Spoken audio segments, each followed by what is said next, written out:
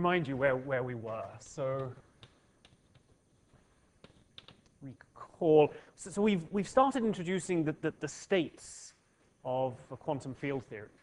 And we had a ground state. So there was the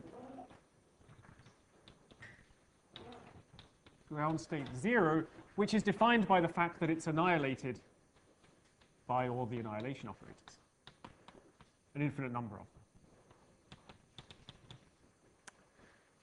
And we then started looking at the excited states. So the first excited states are,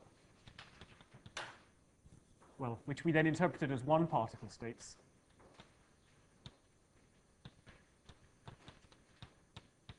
So what do you get by acting by a single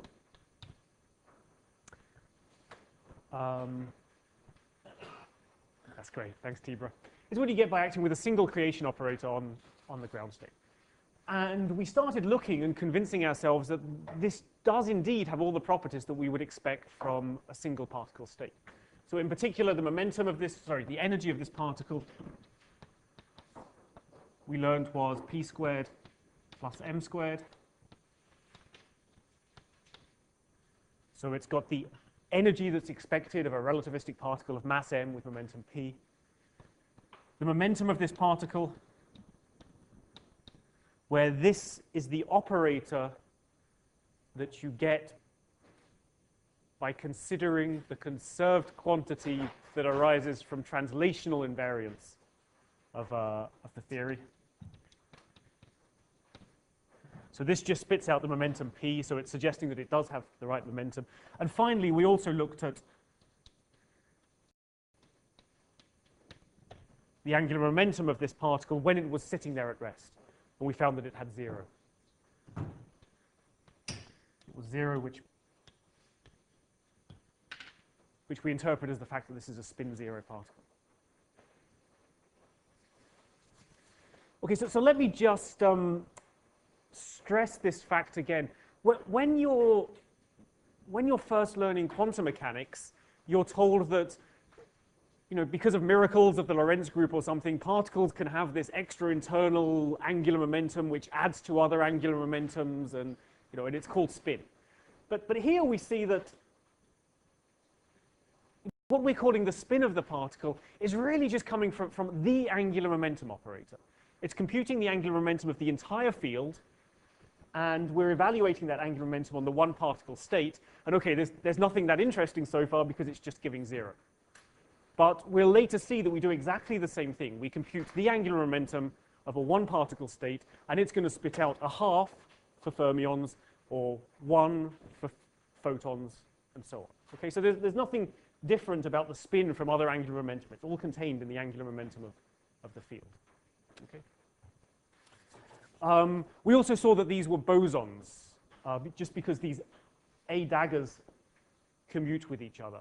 So this is the first example of the spin statistics theorem. It's not something that we've put into the field theory. We're just finding that naturally we have spin 0 states that are bosons. And next week we'll find that we naturally get spin half states, which are fermions, and so on. Okay. So are there any questions about this? No? Okay, so there's a few things I just want to sort of follow up on with this today. So the first is important, but it's a little bit fiddly. It's a question of the normalization of these states.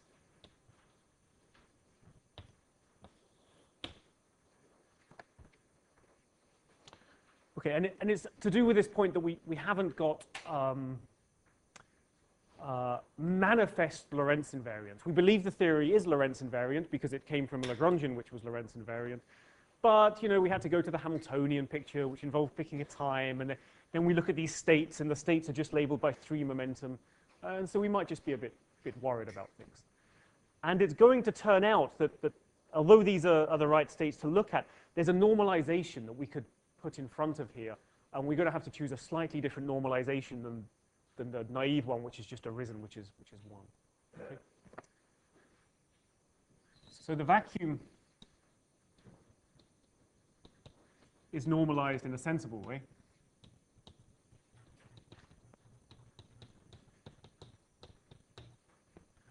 it just has unit norm.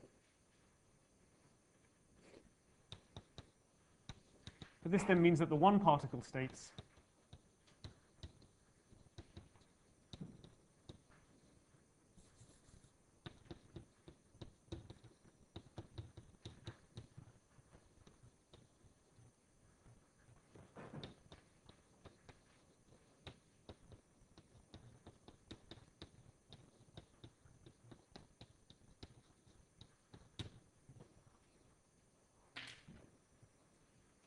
obey the following. Okay, so just to see how we get that, you put in Q here, which has an A dagger Q.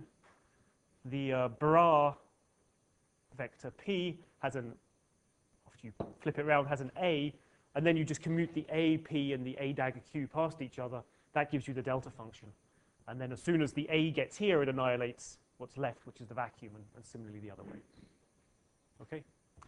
Okay, so we've got these kind of, these aren't terribly good states in the Hilbert space, but they're not terribly good in the way that's familiar from quantum mechanics for plane wave states. They're not normalized to be 1, but they have this annoying delta function normalization.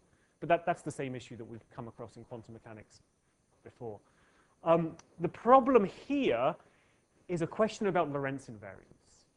And in particular, it's the question about whether this quantity here is Lorentz invariant. Okay, now it's not obvious that it's Lorentz invariant because it's got 3 vectors there and not 4 vectors. And it turns out that it's not Lorentz invariant, but if we multiply it by something, it will be. So what I'm going to do now is show you what the Lorentz invariant delta function is, and then we're going to multiply the states accordingly so that we get some Lorentz invariant quantity on this side. Okay?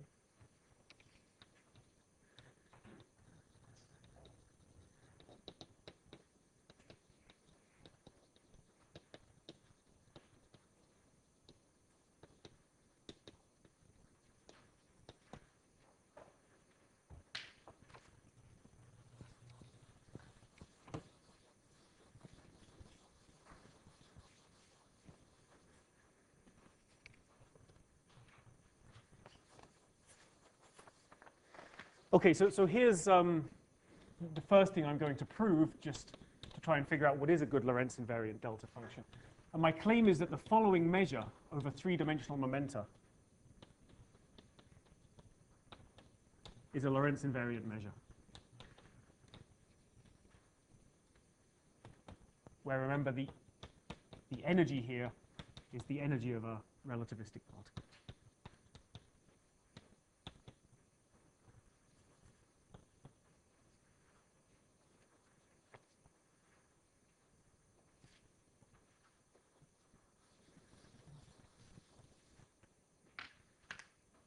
Okay, so let me just prove this.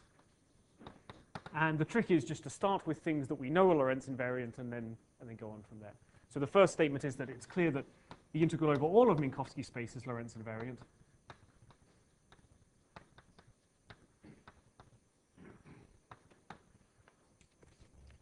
Okay, everybody agrees with that? Yeah. Like, is conserved you're saying, or no? No, wait, yeah. Oh, this is D4. Okay, yeah. Sorry. Yeah, it's D4. Yeah, not D3. So that's the first statement. The second statement is that for a particle of mass m, the following dispersion relationship is a Lorentz invariant statement. So plus.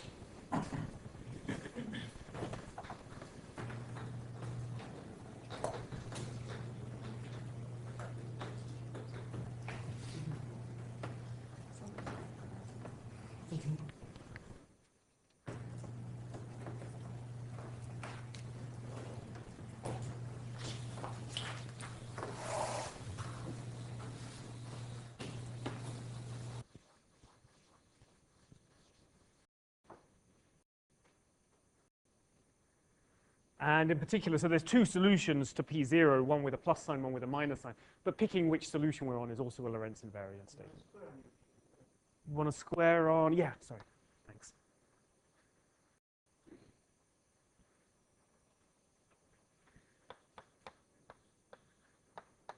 So if I put a delta function in here that restricts me to be what's called on mass shell, which means that I only consider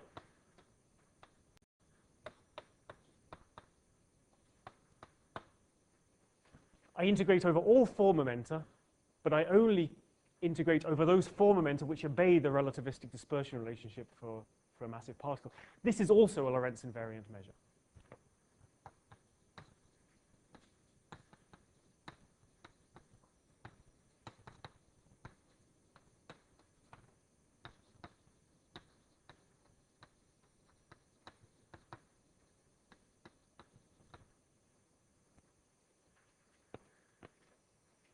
Okay, but remember what happens when you integrate over something with a delta function, which is a function of the thing you're integrating over.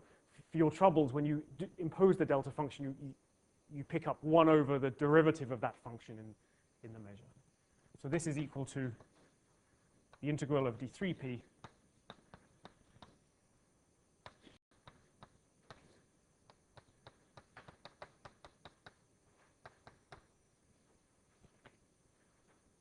with this 1 over 2p0 here. This 1 over 2p0 is coming from differentiating this function of p0 and then doing this p0 integration.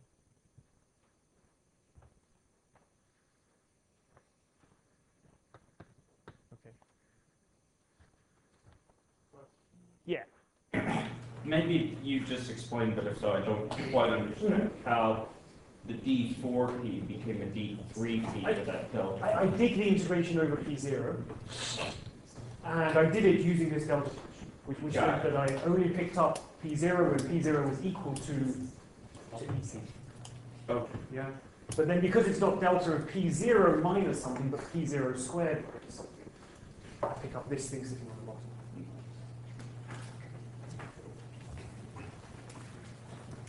Okay, so if you want to integrate over 3 momenta and not 4 momenta, the way you do it in a Lorentz invariant fashion is you have to put a 1 over 2 times the energy, the relativistic energy of the particle.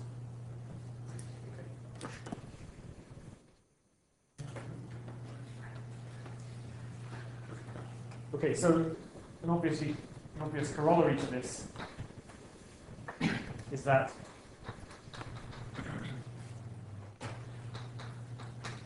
the Lorentz invariant delta function over 3 momenta is you take the delta function, then you multiply by 2 times the energy of the particle.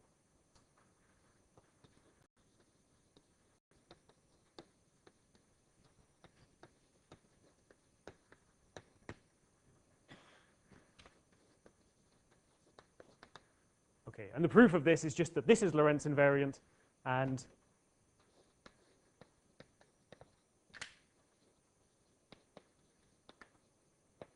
so there's the Lorentz invariant measure, and we multiply by the Lorentz invariant delta function.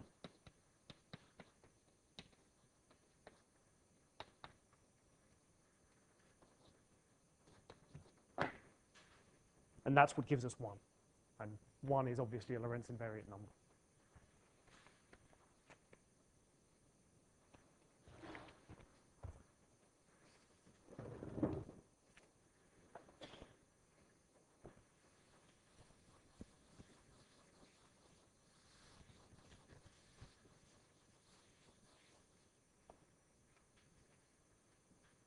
Okay, so this is, a little bit fiddly and a little bit annoying, but still we have to go through it. So if you want to integrate over 3 momenta in a Lorentz invariant fashion, you've got to divide by the energy.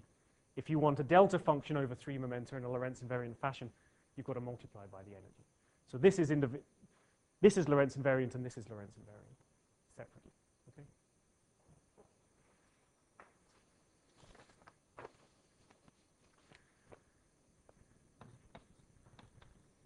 So going back to where we started, this means if we normalize our states,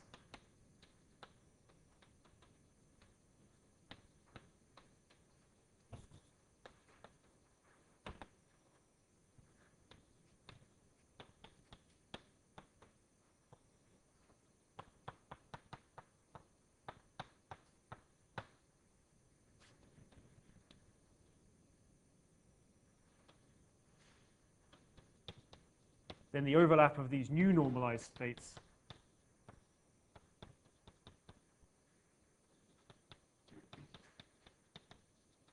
gives some Lorentz invariant quantity.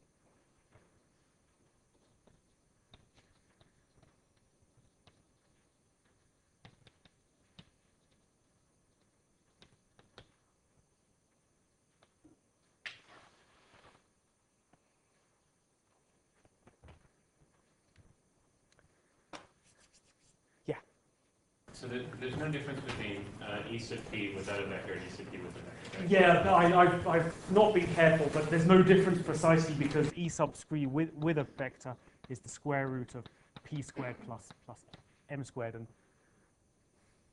right, I should be careful. What do I do in the printed notes? Do you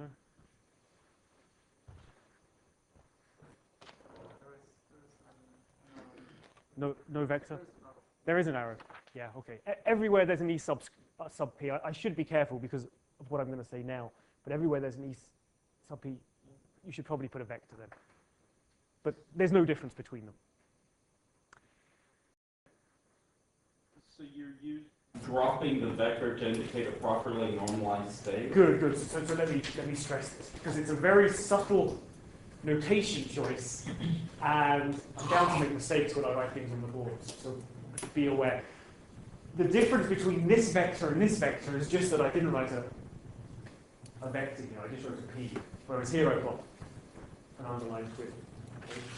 So the difference between the two states is just this normalization factor. The fact that there's no twiddle here is supposed to indicate that this is the state that's normalized in a consistent fashion with relativism, meaning that what we get is a Lorentz invariant delta function on the right-hand side. Okay? But it's a subtle choice of notation, and perhaps not the best. It's one that I think is fairly standard. Okay? So this means relativistically normalized. It's the same state, you just multiply by a factor at the end of that. Okay, so I'm going to have to try to be careful to make sure that there's a distinction between these vectors and these vectors.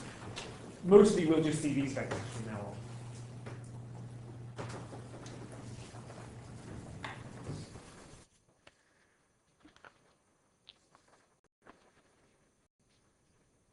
Okay, so are there any questions about this?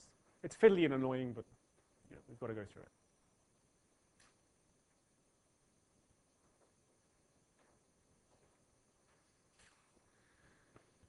Okay, so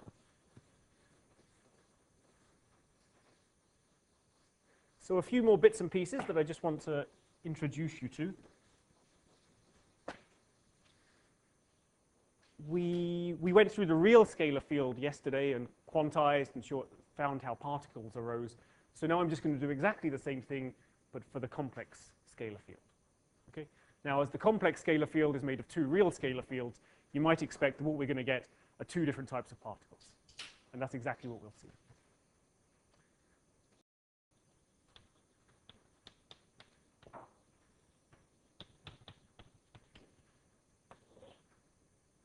So consider the Lagrangian.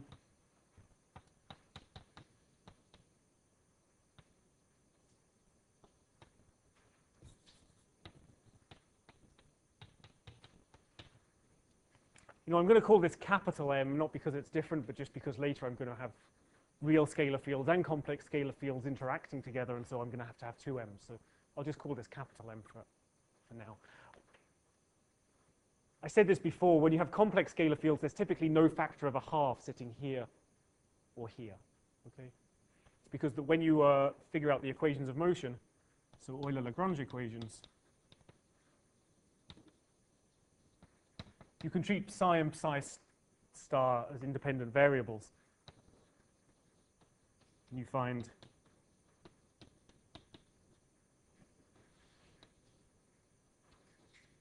and then just the complex conjugate as the other one.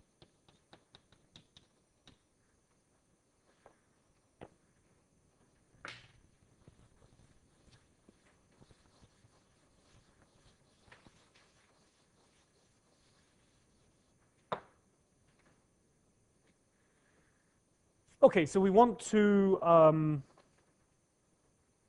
quantize this in the same way we quantize the real scalar field. What do? We write down a mode expansion. So we have the field psi as a function of x, and we're just going to expand it in some Fourier basis. So we have the mode expansion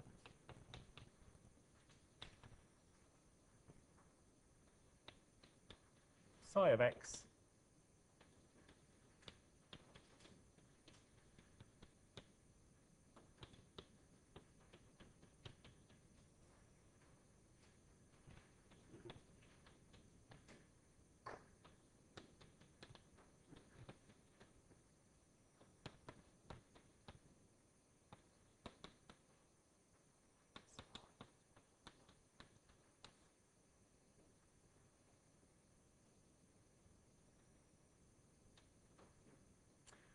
Okay, so it's exactly the same as for the real scalar field, but for the real scalar field, I had A and A dagger. Sorry, I should have put a dagger on here. For the complex scalar field, I'm going to have B, and I'm just going to call this C dagger. Okay, so why isn't it A and A dagger? Well, having A and A dagger meant that the object on the left-hand side was Hermitian. Somebody asked this question, is A dagger the dagger of A? And the answer was yes. So now I've got a complex scalar field. There's no reason why this should be the dagger of this. And so I've just called it by a different name. Okay? And the fact I picked the dagger here instead of not a dagger, that's just a choice that will be useful later. We can also compute the momentum. Of course, let me just say this, if I write down psi dagger, I pick up a dagger here, a minus sign, no dagger here, and a plus sign. Okay, you just take the usual Hermitian conjugate. Psi dagger will be the quantum operator associated to the real field psi star. Yeah. Maybe I'll just write that.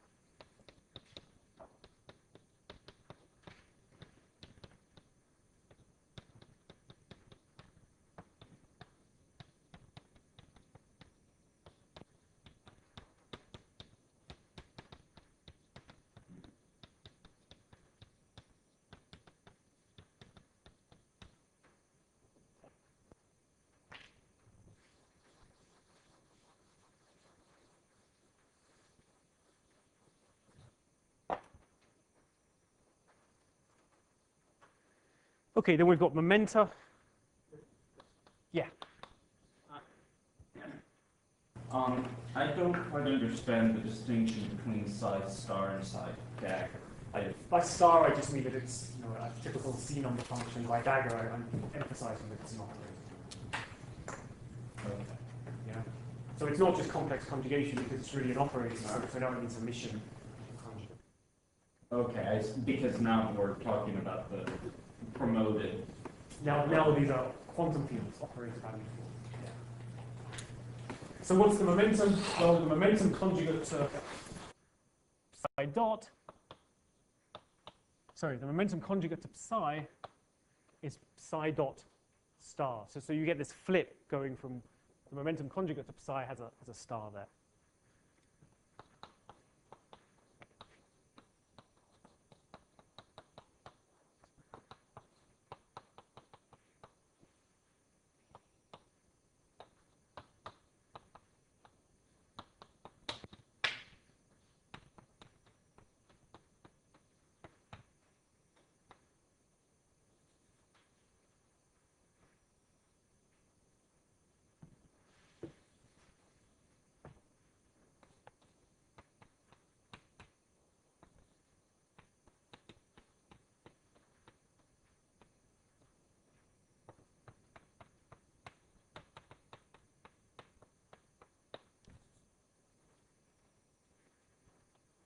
Okay, so again, you just do a mode expansion. And just like for the other case, you can really think of these two expressions as the definitions of B, B dagger, C, and C dagger. Okay, we're just rewriting the variables.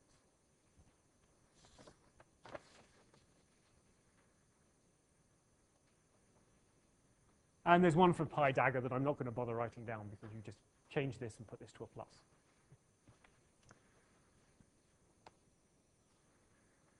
Okay, so the commutation relations.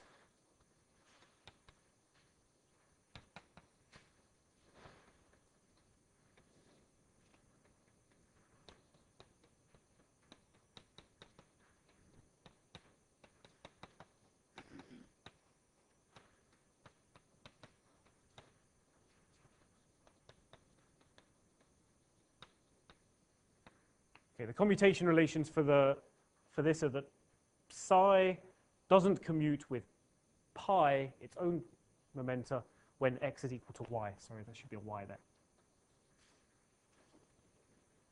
Okay, everything else is vanishing. In particular, psi commutes with pi dagger.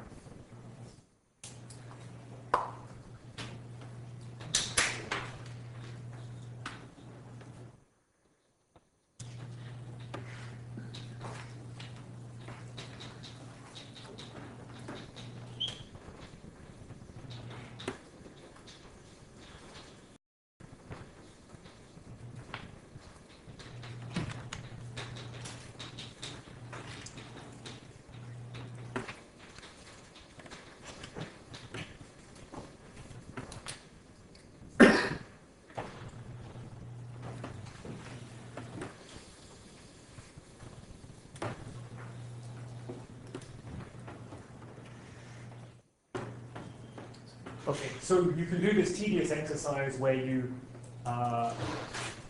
figure out that given these definitions, this commutation relation is equivalent to these commutation relations with everything else. Given the definitions that I've just given you, let me see, what's the easy way to go? Yeah, I think it's easier to go this way, actually. And you have to invert these, and anyway. The homework exercise for this weekend is basically fill in all the gaps that I've left in these lectures. So whenever I've said, if you plug this in, it'll work, you just check that it works. There's no point doing it on the board because it's really tedious. You know, it's always just plugging in mode expansions, doing the integral over x, finding a delta function, using that delta function, and getting the right-hand side. But just, you know, do it over and over again, and it'll be helpful.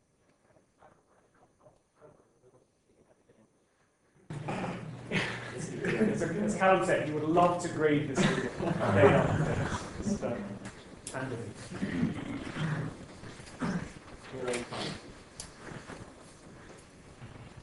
You know, there's this movie from the 1980s called The Karate Kid. We've seen this where Ralph Macchio wants to become this ninja warrior, and so he goes to Mr. Miyagi, and Mr. Miyagi makes him spend all this time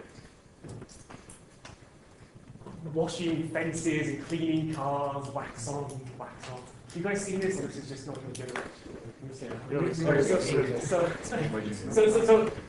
So these exercises are kind of like that movie, you know. And it's not obvious why you're doing it, but you keep working and working, and by the end you'll be, you know, some quantum field theory ninja warrior. So that's the goal of this homework exercise.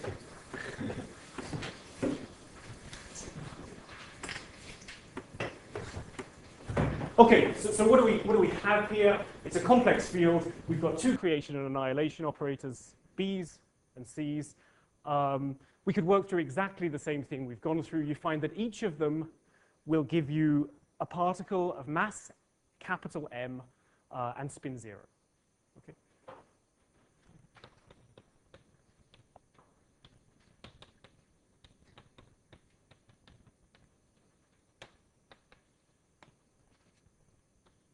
Each of mass M and spin 0. Okay, so why am I going through all this? Because it looks trivial, right? I had a complex field, but okay, a complex field is exactly the same as two real fields. So of course I've got two particles of the same mass. I could have just expanded out. The complex field equals 1 over the square root of 2 phi 1 plus I phi 2. And it would have been just reduced to the previous problem. So the reason I'm telling you this is because of this conserved charge. Okay? So the theory has a conserved charge.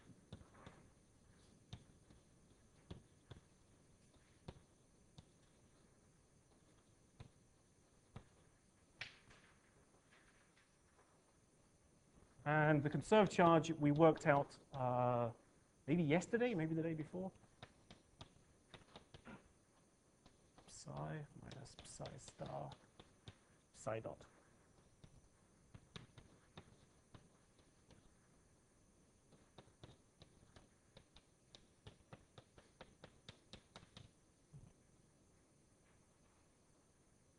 Okay. If I write it in terms of the momenta instead of the psi dots, it's pi psi minus psi star pi star.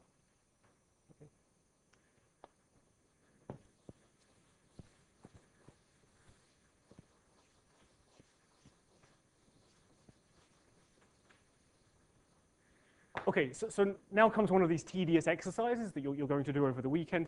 Plug in the definitions of pi and psi in terms of the mode operators, the b's and the c's. Do the integral over x. There'll be one of these annoying infinite coefficients that you'll throw away by normal ordering. Okay. So after normal ordering,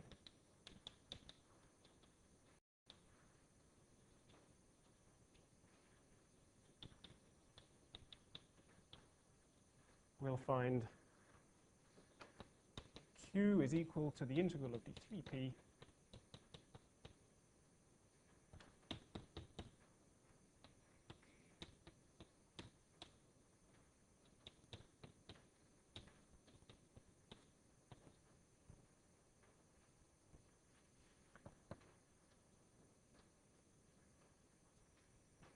so you find the following expression. But we wrote down this expression yesterday as well, where we had a's and where the b's and the c's are. This is the operator that counts the number of particles in a given state. Okay, it's the number operator of the harmonic oscillator. But now it's the number operator for momentum p, but then you sum over all possible p's. So this will tell you how many particles you have in your state if your state has a fixed number of particles. So this is nc minus nb. Number of C particles minus number of B particles.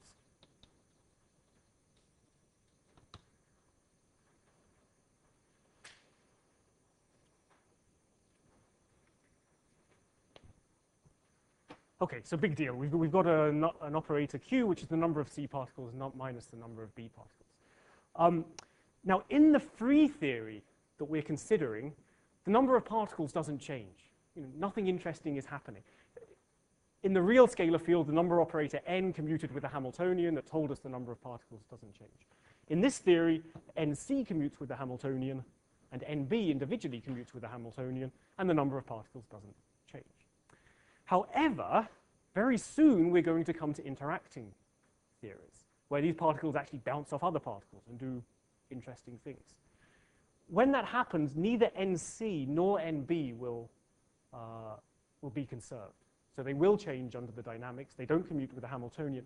However, this quantity q, which is the difference between nc and nb, will continue to be conserved as long as that symmetry that rotated the phase of psi is a symmetry of the Lagrangian. Okay, that's what we've seen. Symmetries imply conserved quantities, and this is the conserved quantity for the phase rotation of psi. And it will be there in any Hamiltonian you write down as long as that Hamiltonian has the symmetry.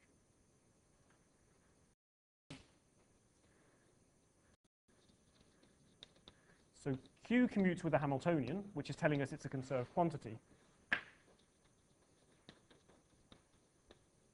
And this will continue to hold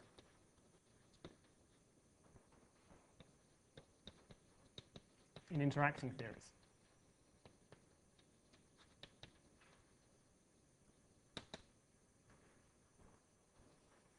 As long as they have this symmetry.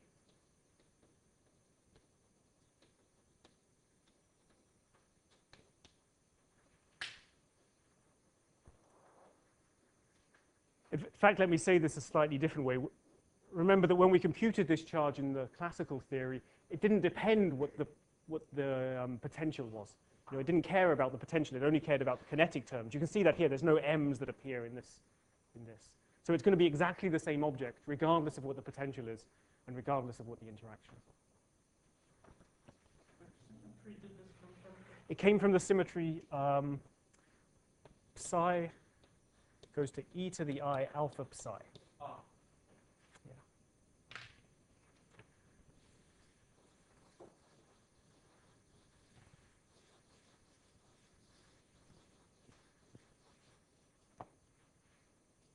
Okay.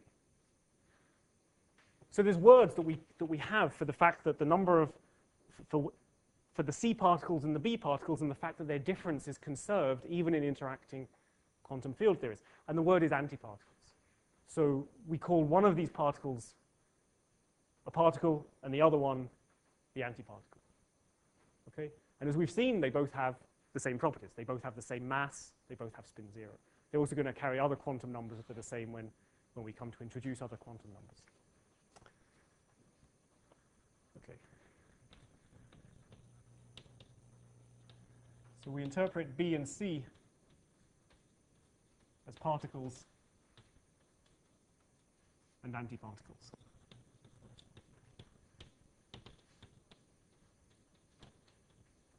And then Q is equal to the number of antiparticles minus the number of particles is conserved.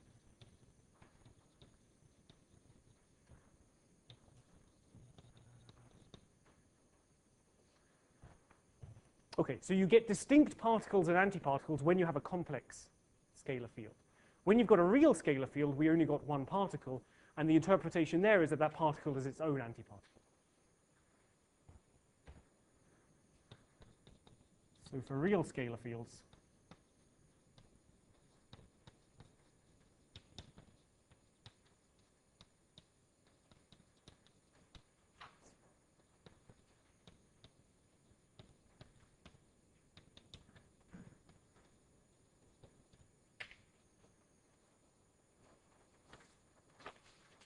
okay, and typically in a relativistic quantum field theory that's interacting, there's no way to have the number of particles that come from a real scalar field to be conserved.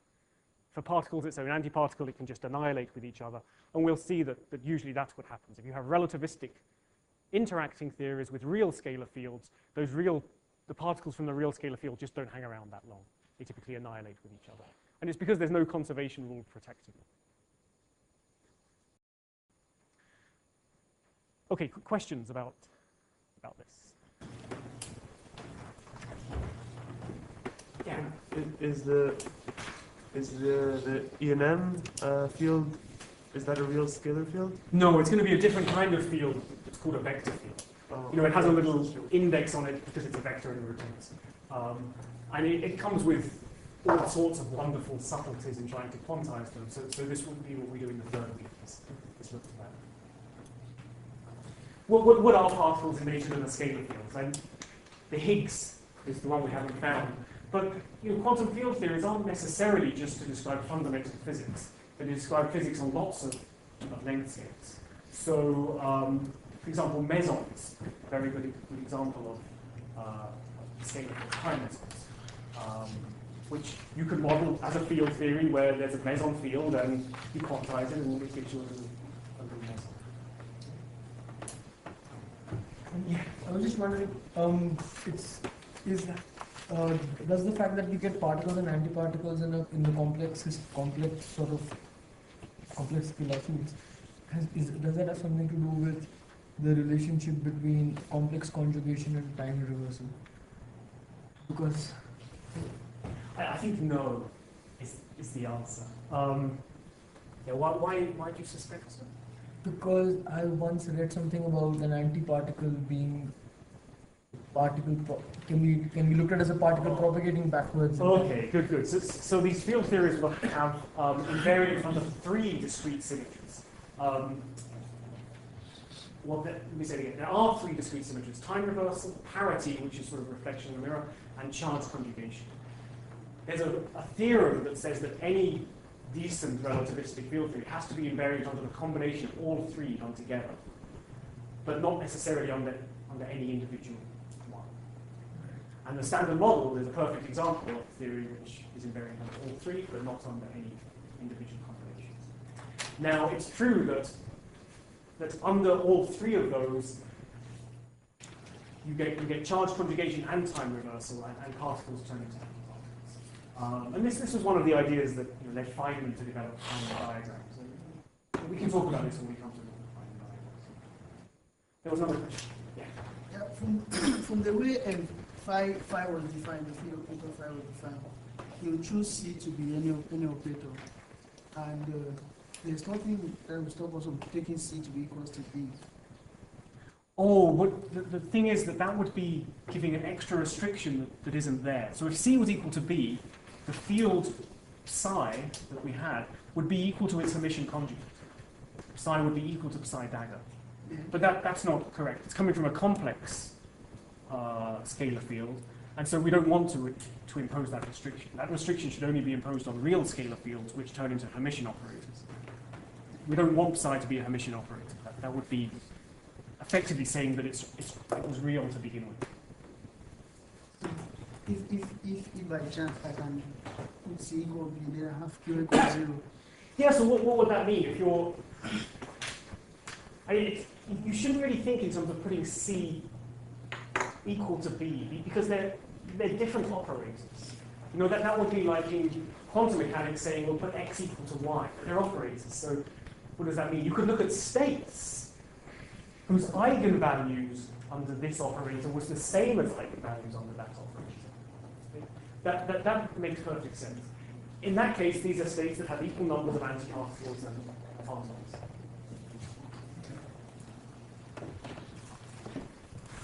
Other questions? No?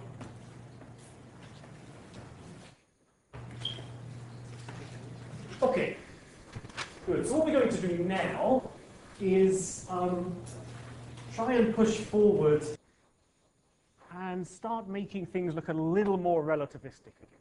Okay? So, you know, I've been stressing this. We start from a relativistic Lagrangian really just to define our classical theory. But then to do this kind of canonical quantization, we're obliged to first go to the Hamiltonian formulation, and that breaks Lorentz invariance. At least it means that Lorentz invariance isn't obvious within the equations we're working with. We still hope that the theory is all Lorentz invariant underneath, and we're now going to see that, yes, that's indeed the case. Okay? So the big way in which the theory doesn't appear Lorentz invariant is in the difference between space and time. So in particular, at the moment, the operators depend on space. They're labeled by spatial position. So we have a different operator at every single point in space. But the operators don't depend on time.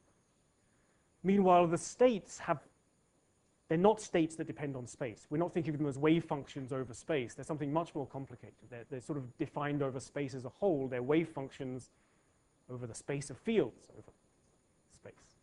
Said another way, they don't really depend on space.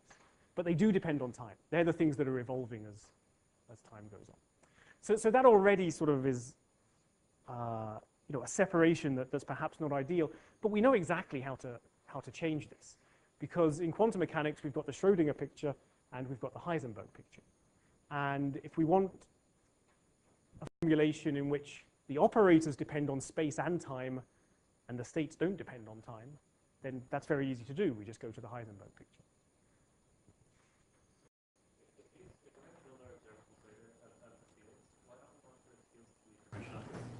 Sorry, say that again? So if we're going to build the observables later out of the fields, then why don't we want the fields to be Hermitian operators? Oh, so they, you know, there's not any subtlety here. You know, if I'm in quantum mechanics, then X is a Hermitian operator and Y is a Hermitian operator. But for certain situations, it might be useful just to consider Z equals X plus IY. Right? Just complexify the plane, and you can always decompose it back into Hermitian operators afterwards. So that's really all that's going on here. We've got two Hermitian operators, call them phi1 and phi2, and it's just useful to combine them into a field phi1 plus I phi2, simply because it sort of highlights certain aspects, like C. But at the end of the day, you're right, everything we're going to be doing is going to be summation. This, for example, is summation. Yeah, so it's not different from quantum mechanics. Anyway. Oh, yeah, that was pretty much what I was going to say. The basic idea, right, is that our fundamental operators are the phi's and phi's, and all the observables are built out of those. Yeah. Okay. Yeah. Okay, so let's just make this shift to the Heisenberg.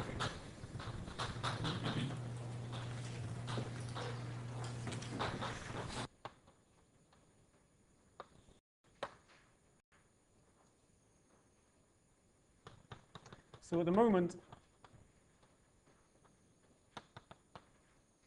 our operators phi of x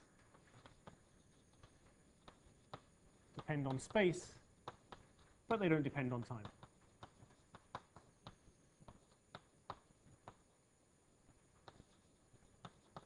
So we can change this just by working in the Heisenberg picture.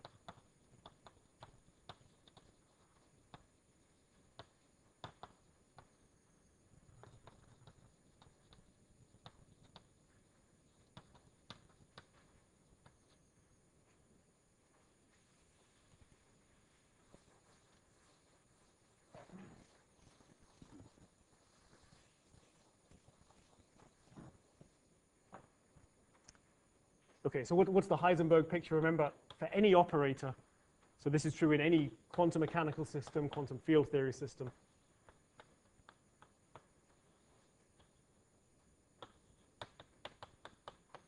So this is the operator in the Schrödinger picture.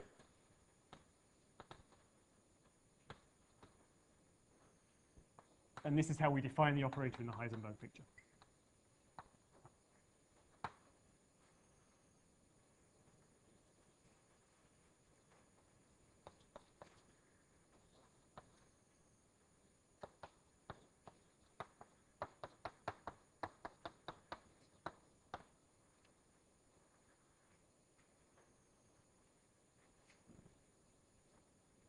Okay, and then the equation of motion obeyed by the Heisenberg, the operator in the Heisenberg picture is just that you commute H and O. So is this familiar? Did Malcolm cover this stuff? Yeah.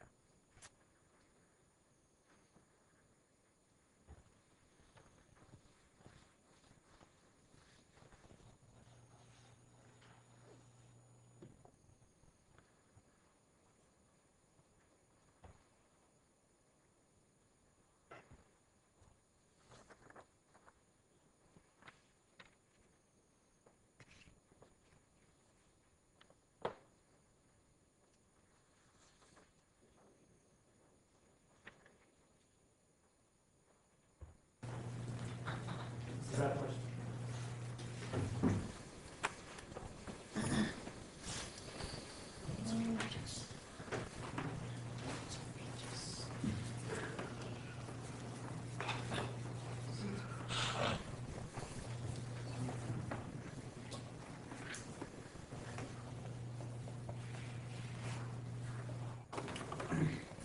Ah, good. Okay, so here's one of these exercises you should just do over the weekend. Check that using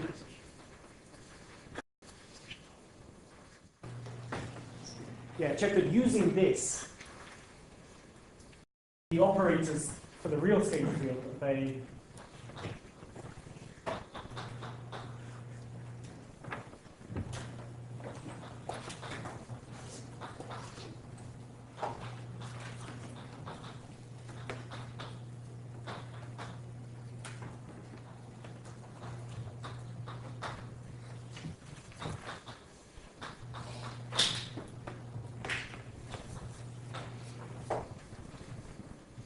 Okay, so how are you going to do this? You're going to take phi, you're going to use the mode expansion, as always, because that's telling you how phi is depending on space and time.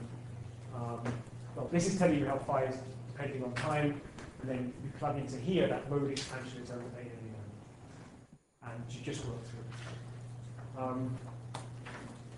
So what have we got? We've got the... So here, of course, I mean, in the Heisenberg representation, whenever there's a dot, it only makes sense.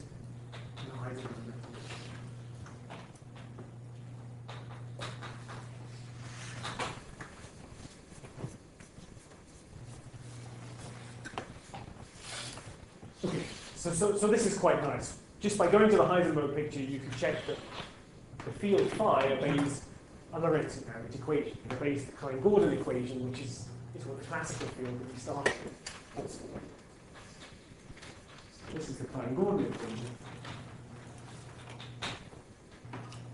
But let me stress this again. Phi is not the wave function. Okay? It has nothing to do with the wave function. phi is now the operators over space.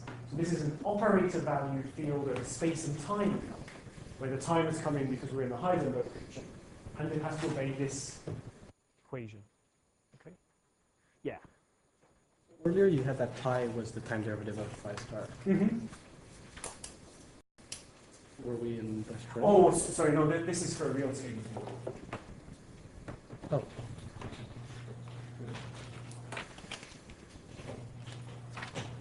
Yeah, if you did it for a complex scale, you'll still get the star.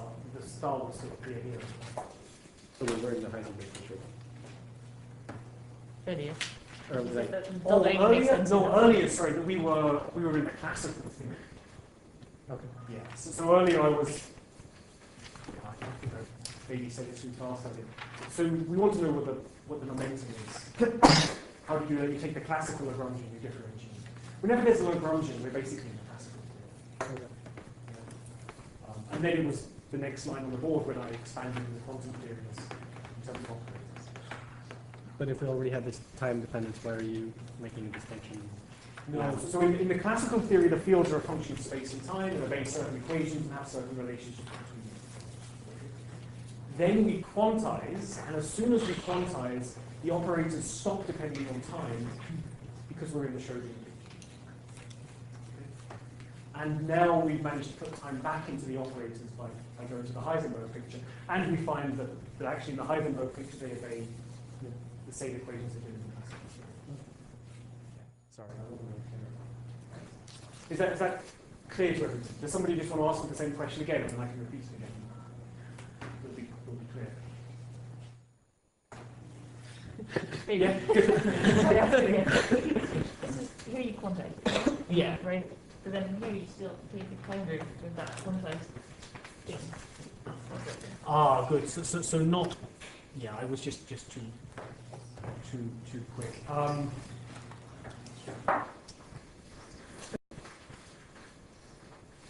Yeah, so the question is, this is going back to the case of the complex scale field.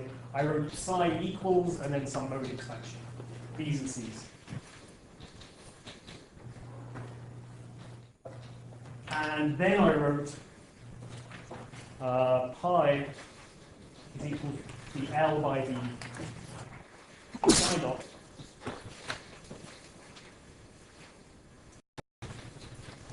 star. This is true in the classical theory. And then I wrote pi equals, and then a mode expansion.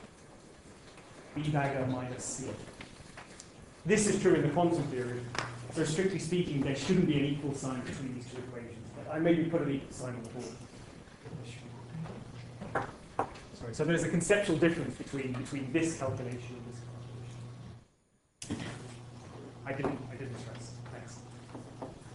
So how do you get pi is equal to or b dagger minus c from? It's really just in the same way as I did in the harmonic oscillator, which is, I kind of pull it out my ass. It's a definition of what B and C and B dagger and C dagger are in terms of pi and psi. Okay. Right? I could have written anything.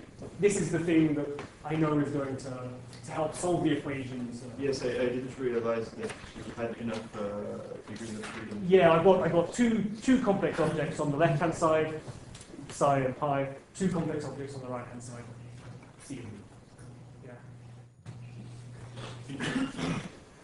So you chose it like that because you knew it would work? Sorry, say again? You chose it like that because you knew it would work? Yeah, because somebody solved the harmonic oscillator 80 years ago.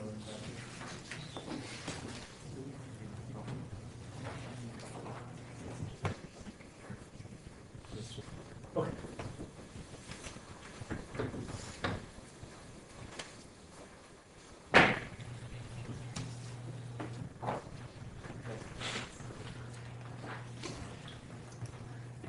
Okay, so the next thing I'm going to do is write down the mode expansion for phi in the Heisenberg picture.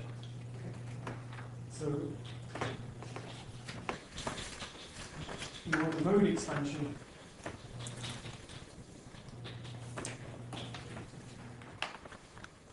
for phi of x comma t in the Heisenberg picture.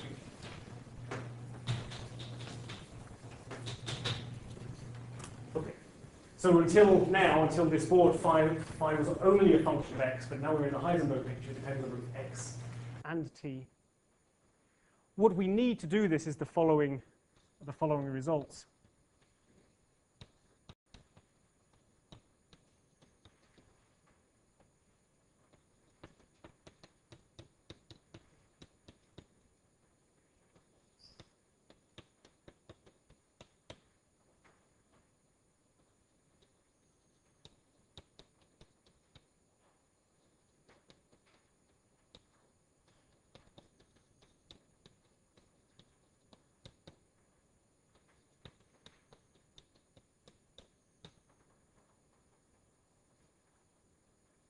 Right.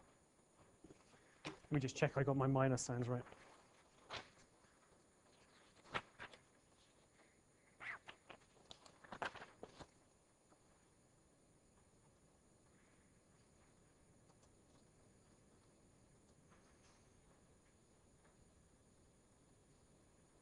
Yeah, thought not. Good. Plus.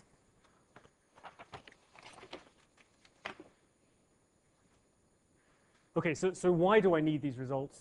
It's because phi is equal to integral of a plus a dagger. And to go to the Heisenberg picture, I've got to take phi and sandwich it between e to the iht and e to the minus iht. The only thing on the right-hand side of that equation are the a's and a daggers, which don't commute with h. They're the operators. So I'm going to find on the right-hand side things like a sandwiched between time evolution operators and a dagger sandwiched between time evolution operators. Okay. Now, why is this result true? It follows from the fact that the commutator of h and a is equal to minus a, and h and a dagger is equal to plus a dagger. Joe? So way back when we were solving the harmonic oscillator, we had a time dependence in that. And if you'd left your time dependence in your classical solutions for the field, you would have had the e to the minus I omega t's in there. So is that cheating? Would it be cheating just to take that classical field, which depends on x and t? And you mean solving the Heisenberg operator in the Heisenberg, solving the harmonic oscillator in the Heisenberg picture? Well, and then just carrying that over? We were just solving for the classical field. And then we have everything in terms of the classical field, and then we quantized it, and we dropped the time dependence. If you didn't drop the time dependence and quantize it anyway, then you get the same answers. And I just want is that the same as just quantizing in the Heisenberg picture? Well, it might be. This is what I'm wondering. I just want to know if it's cheating or not. I'm not sure, but it's a question that we can ask within the harmonic oscillator itself. You don't have to go to field. So we can just check afterwards.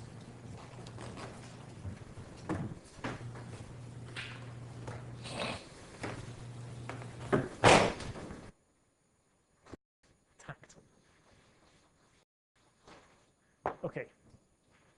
So what do we get when we do this? We get the following. More annoying notation.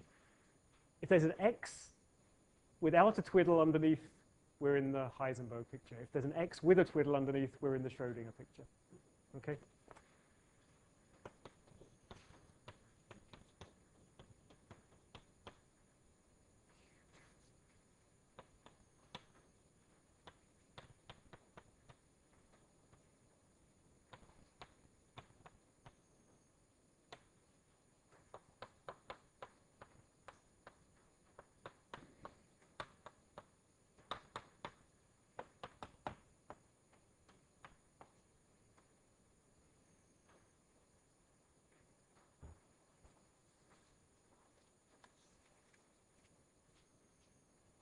Okay, what's the difference with what we had before? The difference is there's no twiddles under this, and the difference is these minus signs have flipped. So why have the minus signs flipped? It's because we're in the Minkowski metric where p dot x is e times t minus p dot x.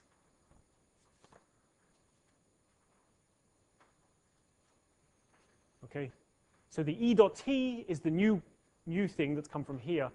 Sorry, that's when the e is not independent. It's fixed in terms of p. It's the square root of p squared plus m squared. Okay, and this minus sign then cancels that minus sign and gives us back the original part from the Schrodinger picture. Notational question. Mm-hmm. Does that notation with dropping the vector decoration on x, is that why you dropped it on the exponents from the time evolution? Yeah, basically this is now a field that depends on space and time. And here's the space and time. And you can check that this obeys Klein-Gordon equation. A notational question. Before in the exponents you had been writing Just the x, right? And that's because we were in the Schrodinger picture. Yeah. Joe, I think this answers your question. This is the solution to the Gordon equation of the operator in the Heisenberg picture. It's exactly the same thing we had for the classical thing.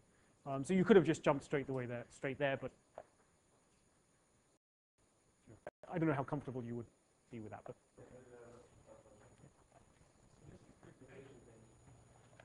why do we choose our vector signature like this if all it ends up doing is flipping all our signs all over the place whenever we have to add time? It's basically because energy is more important than momentum to a particle. So that's what you want to be positive. But with this metric signature, the full momentum squared is always greater than 0. For a relativist, it's difficult to, but space is more important than time, but you often use the other one. When I teach string theory, I use the other signature.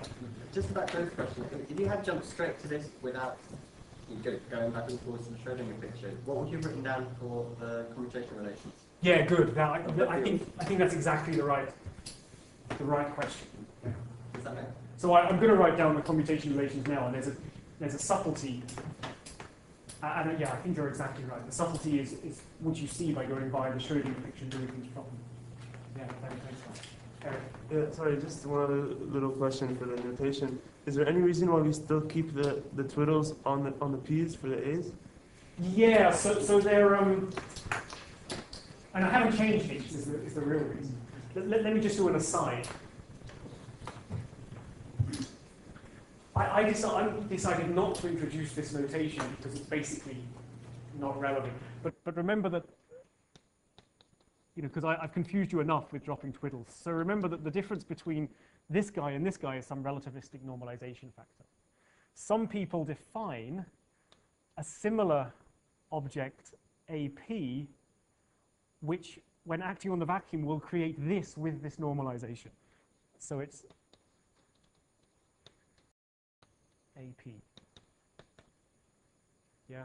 Okay, so I haven't defined that, and I'm not going to change this. Because if I did, I'd have to change my factors of square roots of 2e's here. I don't think I mentioned this in the notes, or I may have just mentioned it in passing. Okay, so some people will define this. I don't know who, but yeah, Tibor. If you have that square root of then that will be a scalar density or something. I don't think so, because it's not it's not square root of g or something like that. It's just a number. Well, E is not really a scalar. I mean, it's a component of a vector. That's why we. It's the component of a four vector, but this doesn't turn this into a density or anything like this. It's really just some normalization. I think is the right way to think about it.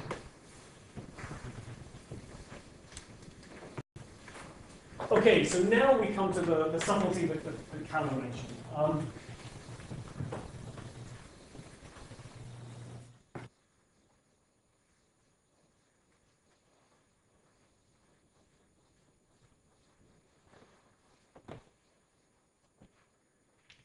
So commutation relations.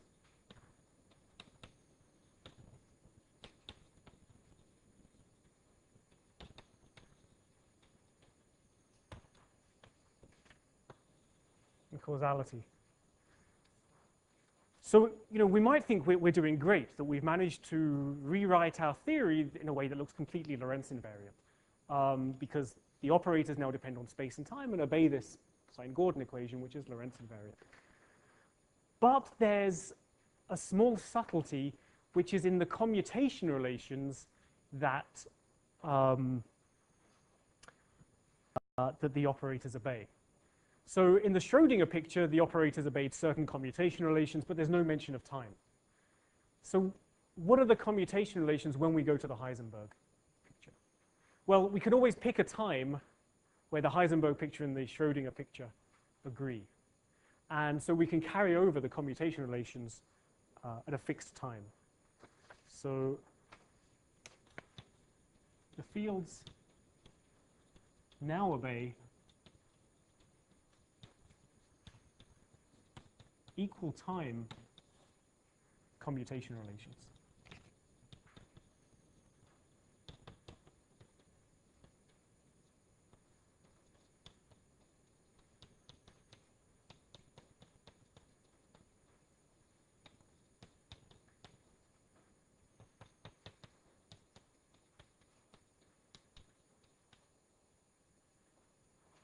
Okay, so x and y are different, but the times are the same. We've got no information at the moment to tell us how an operator at this time, at one time, interacts with an operator at a different time. Okay, so we've still got this slight residue of the fact that we weren't working in a manifestly covariant or Lorentz invariant fashion, lurking in the commutation relations here. Okay. So what about operators at arbitrary space-time separations?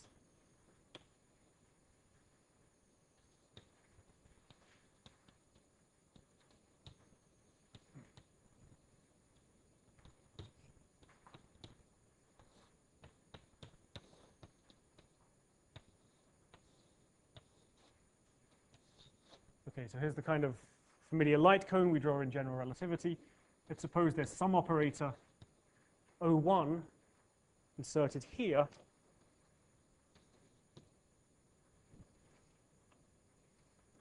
And some other operator O2, which we're going to take outside the light cone.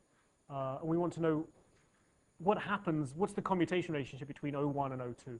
We know that if O2 sits here on this axis, then the two commute unless x is equal to y, so unless they coincide.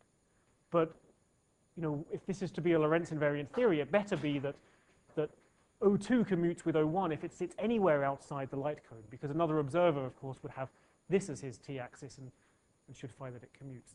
Yeah? So can we use that, though, just to write this out and if that's Lorentz invariant, then can we say we just shift to a frame where the t coordinates are the same for space-wide and apply that formula? So you could, but you might be nervous that you're sort of screwed up in going through the calculations. So it turns out we haven't screwed up, but it's an important lesson in quantum field theory. If you've had to take a route through your calculations that's required at some point that you kind of forget a symmetry is there and make your equations make your equations look as if the symmetry is broken, there's a very good chance that your symmetry is actually broken and won't be restored at the end of the day. So there's a whole beautiful story of something called anomalies in quantum field, where you think your theory has a symmetry, but you can't figure out how to calculate keeping that symmetry, so you get rid of it and think it's going to turn up at the end of the day, and it doesn't. And these are real physical effects. I mean, they're responsible for the lifetime of the pi zero meson. Takes the value it is because a particular symmetry that you thought was there is not. Yeah, so yes, you could do that, but it's always best to check in quantum field theory to make sure that your equation, your theory really does have the symmetry that you think it does. Otherwise, you'll be getting. Yeah. So we're going to do that now. Are there any other questions? I would really like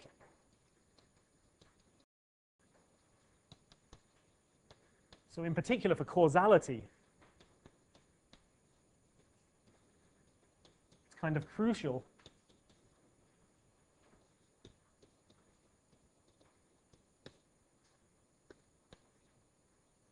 that any two operators O1 and O2 that are separated by space-like distances commute with each other. Okay, this is the statement that a measurement here can't affect, or certainly can't signal to any measurement here. Yeah? I mean, now we're in the Heisenberg picture. All operators depend on both space and time. So x and y is a 4-vector in Minkowski space. So it's an operator at this point. So perhaps I'm thinking about this completely wrong. I could easily write down, for example, like the total momentum operator for the field. Right, so that's not a localized operator. That's okay, so what do you, that's not the question, then what do you mean by localized operator? I mean the kind of thing we've been dealing with all week. It's an operator which is a function of space and time, and so it's the operator evaluates it. I mean, again, I could write all of my momentum operators are functions of like p. No, that's right. So in that case, you're giving an example where you're integrating local operators over space. Well, look at the thing you're integrating. That's what I mean by local operation. Do you want that to be x squared minus y squared, or x minus y equal to e squared?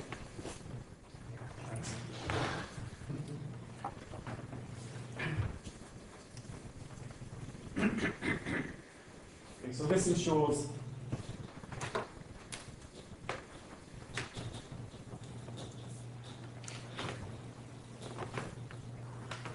the measurement of y, not signal, so the measurement of x.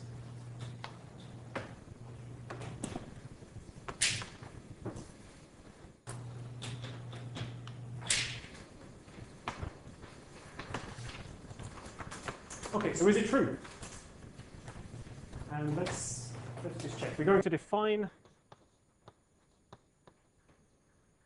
the following. So you could look at so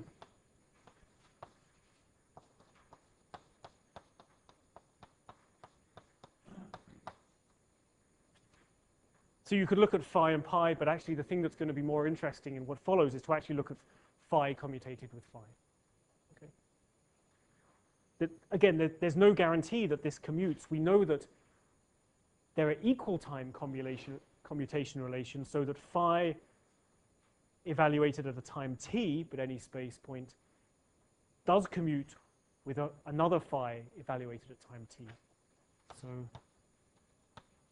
the only thing we know is that phi of xt and phi of yt is 0. But now we want to evaluate this when the time here and the time there can be different.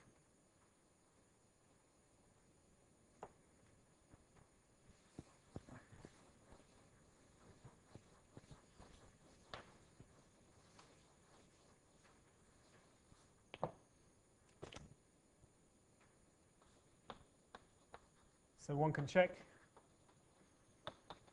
that. Okay, and you all know what this means, right? It means homework. Delta x minus y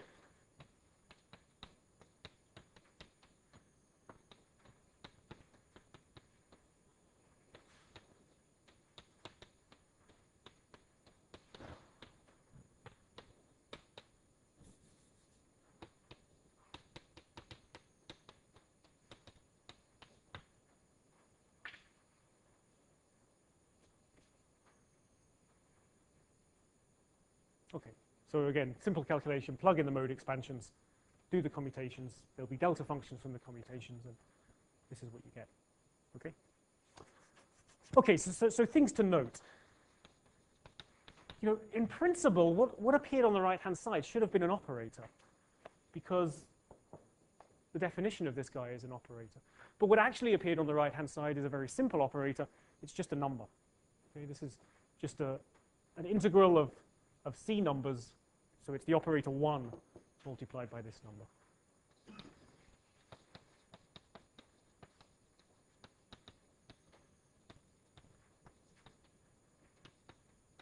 Okay. Again, this is something that will be true in free theories, but typically not true in interacting theories if you consider the same commutation relations. Okay. C number complex? Yeah. Okay. Yeah. It just means a normal number. Classical. Hmm? Classical. Is that what it stands for? Yeah, the Q numbers are the operators. It's the thing that we know in high school. Okay, the next thing to notice is that it's Lorentz invariant.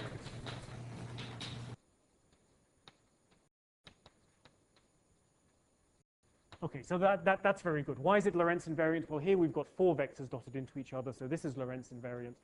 Here we may have to worry because it's the integral over 3 momentum, but this is exactly the factor in the measure which makes this the Lorentz invariant measure. Okay, we proved that at the beginning of the lecture. So it's Lorentz invariant. But it doesn't vanish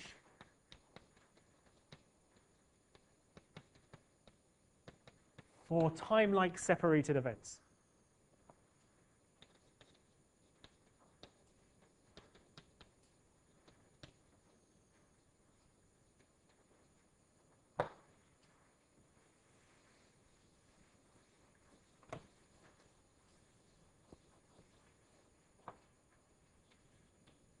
So for example, if x minus y is equal to t 0, 0, 0, which means that the operator O2 is inserted within the light cone of operator O1, so you wouldn't expect there's any reason they commute. Certainly they can, measurements done at O1 can interfere with measurements done at O2.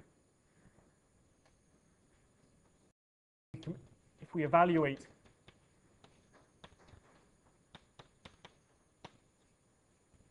the following, you can just see that it goes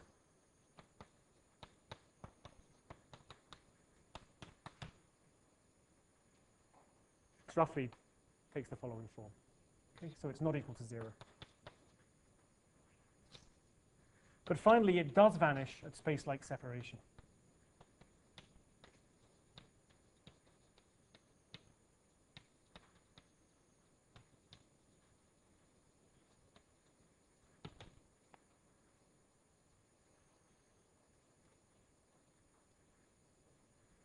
So why does it vanish at space-like separation? Well, now we're just dealing with an ordinary function. We don't have to worry about any subtleties. And it vanishes because we know it vanishes when we're at equal times. And it's a Lorentz invariant quantity. Therefore, it has to vanish if we do any Lorentz transformation on it, where they're separated outside the light cone.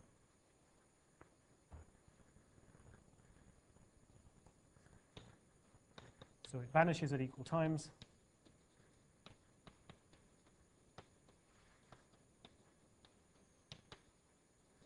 And is Lorentz invariant.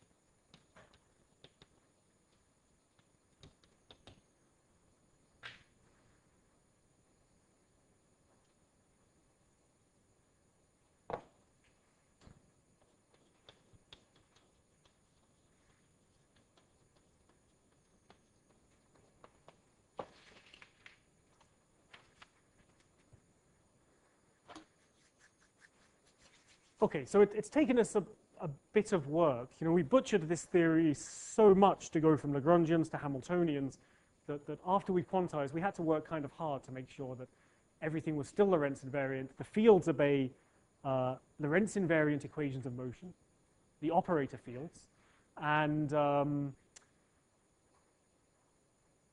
the operators have commutation relations which vanish whenever they're at space-like separations, which is what you need for any kind of causality to work. Tibra. What about light-like separation?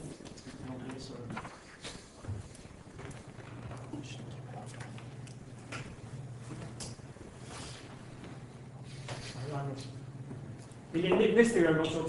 Typically, if your theory has a massless particle, it certainly won't vanish. Here, the theory has a massive particle. It's worth checking. Well, by Lorentz invariance, can't you just move the point back to the origin? Just to brand at the same time and the same x tilde, x tilde, y tilde. I suspect not. Isn't x minus y always 0 then? X minus y is certainly always 0. Yeah, I don't think there's a Lorentz transformation which really brings that all the way down to the origin. You want to boost sort of a like direction, and yeah, arbitrarily close, so not like that. And x is y, x minus y is 0, doesn't the integral just vanish?